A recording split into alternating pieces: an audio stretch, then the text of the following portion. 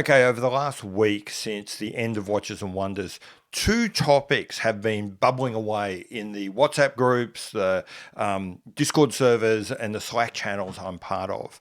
The first of those is Bremont and what's going on with Bremont. And the second is the question of journalistic bias and the way that journalists seem to have been bought by the industry. And those two topics have come together in a lot of comments that no one in the watch media is talking about Bremont because they're biased and they've been bought by big Bremont, if you like.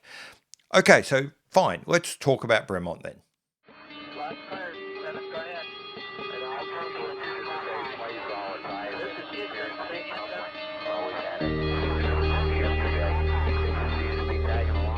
Hi, I'm Pete McConville. Welcome to my channel. Here I like to overthink, overanalyze, and just geek out on watches. And that overthinking and overanalyzing has really been a burden over this past week, looking at these topics, because these are big topics.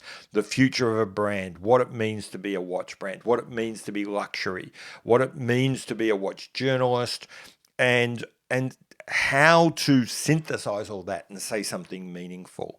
That's been really challenging, and I have started and stopped writing this video God knows how many times. As of right now, this is now take, I think, 20 of doing this video, and I have not been able to get to the end yet. So bear with me if this is a little bit messy. Okay, so first off, let's talk about Bremont and what's going on there. In short, Bremont has been doing okay, but not well enough. Their spending has been outrunning their income. Their debt levels have been rising. Their investors are unhappy, and their investors have driven a change in the direction of the brand. And that change all came to a head, seemed to accelerate a lot over the last couple of months, and came to a head at Watches and Wonders. At Watches and Wonders, for the first time in my memory, all management discussion was coming from the new management, David Serrato, which was utterly uncoordinated, utterly unsupported, and had no interaction at all with the English brothers who had previously done almost all of the talking on behalf of the brand. So that, first off, was just a little bit jarring. Next, we had a lot of, I'll call it just branding changes. Most notably, the one everyone's talking about is the very distinctive propeller logo of the brand has been replaced by a much more generic and anodyne kind of compass rose that really could be one of any number of brands and saying any number of things. That genericization, if that's a word, extends beyond just the logo and applies to typefaces, font choices, color choices, and the watch designs. What we got was a new field watch and a watered down version of their dive watch. So the Terra Nova was the field watch, the Supermarine is the dive watch.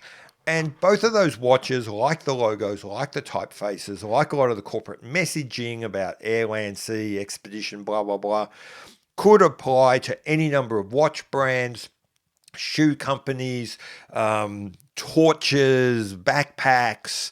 It was really unfocused, undifferentiated, and just, my favorite word, anodyne. It was just, didn't really inspire any great feelings.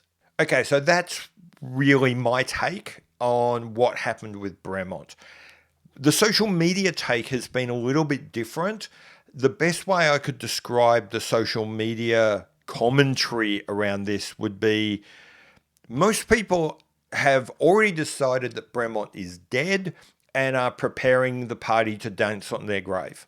I've kind of always known that a lot of the commentariat on watch forums, watch channels, Discord servers, etc., weren't well disposed towards Bremont, but I never really understood or felt the level of animosity until this last week, where it's become plain that a lot of people have really been waiting for a Bremont collapse and are now excited that they think they can see it and are preparing to dance on their grave. And now let's talk about the professional media approach to what's happened in Bremont. It's generally been much more muted. It's been much, if they've said anything at all, it's tended to be fairly, this didn't go well for them. We'll wait and see how this plays out. But at the moment, things don't look good. That's about as far as anyone's gone in the watch media, formal media space. Certainly, no one has been celebrating the way that people are in private on their Discord channels and stuff like that. And apparently, that's a sign of bias. Apparently, not wanting to join in, not wanting to pile on, not wanting to be part of the kicking, not wanting to, if you like, be part of the killing of a brand is apparently makes you a shill. And that's really been interesting to watch. It's been interesting to watch that in the community, it seems to be that if you don't pile in with them, if you're not with the person who's, got the torch and the pitchfork and want to see the dead body of Bremont strung up, drawn and quartered, then burnt and scattered to the four winds, you are a shill that has been bought by Big Bremont. And in a way, that's why I don't like forums. I came to watches through photography, and in photography, though, the photography forums, places like DP Review, are more toxic than Chernobyl. They are terrible places where it's pitched battles between armed camps battling to for their tribe to win. And I'm certainly seeing that play out more and more in the watch space. And what I'm really seeing is Camp Christopher Ward really enjoying their apparent victory over Camp Bremont. And when it comes to the media, all the people that are in Camp Christopher Ward seem to be really angry that these third parties aren't on their side in the war against Camp Bremont. Now, this is the part of the video which is going to be particularly sketchy, but what I want to talk about now are kind of the roots of the dispute between Camp Christopher Ward and Camp Bremont. This is actually deserving of a whole series of videos all on its own, so I'm not going to do it justice now. So forgive me, but I just want to say something. In short, all discretionary purchases, which in a normal English language you could call under the heading of luxury, but I'll just stick with discretionary purchases, can be broken up, can be thought of, can be positioned in one of four ways: premium, prosumer, prestige, or luxury. Premium is all about the product, and it's all about value for money, bang for buck, getting something better than normal than you would necessarily need, but having that make sense from a value point of view anyway. One of the things about the premium space is it's not really about narrative or representation or history or any of that.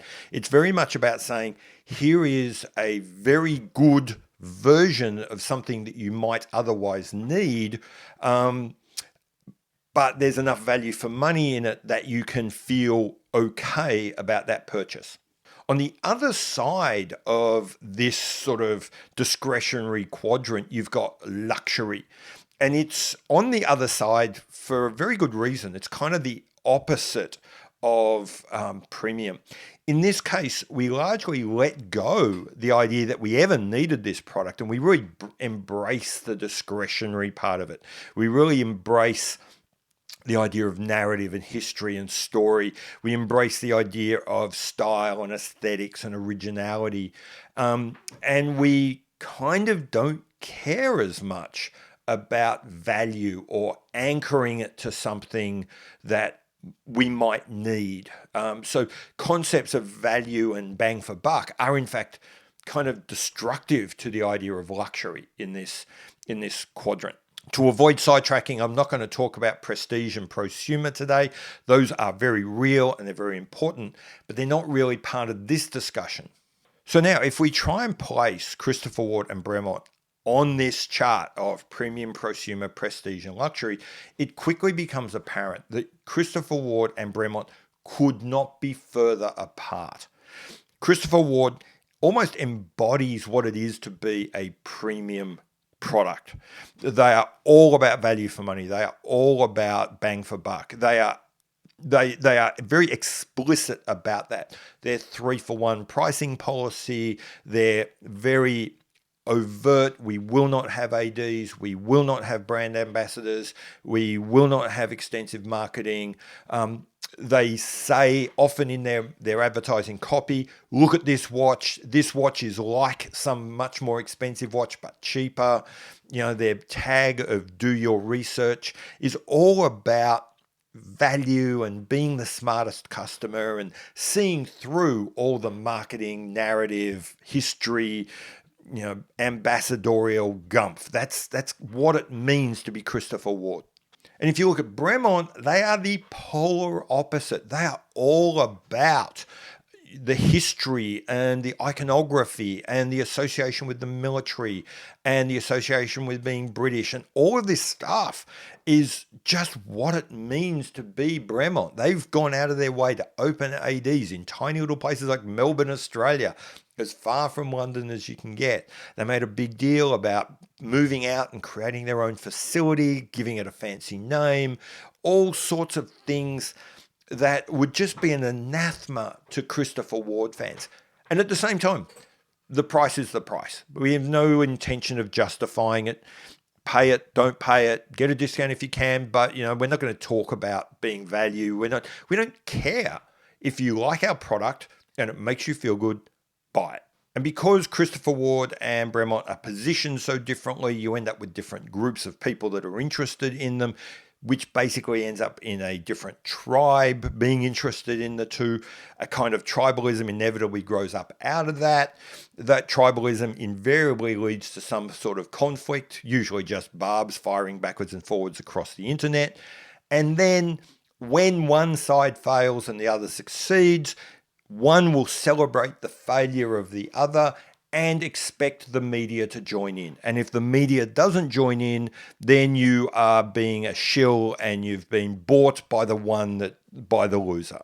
There's one final point I'd make on this as well, which is a lot of people that are accusing the professional media of bias and being bought and all that sort of stuff, and professing that they want accurate reporting, actually don't. They don't want accuracy. What they want is drama. And they see in the Bremont situation an opportunity for drama that they're indulging themselves in, and they want the media to go further. They want the media to indulge them as well and give them more places that they can watch this story play out. You know what? I'm going to cut this video now because I could just keep rambling for hours on topics of brand positioning and media and social media and tribalism and people wanting drama as opposed to accurate reporting. But I'm not. I'm going to cut it now because otherwise I'll be here for hours. So that's my take anyway on all of this. Let's continue it in the comments below. We'll see where we get to. I've been Pete McConville. This is what I do. I'll see you later. Bye.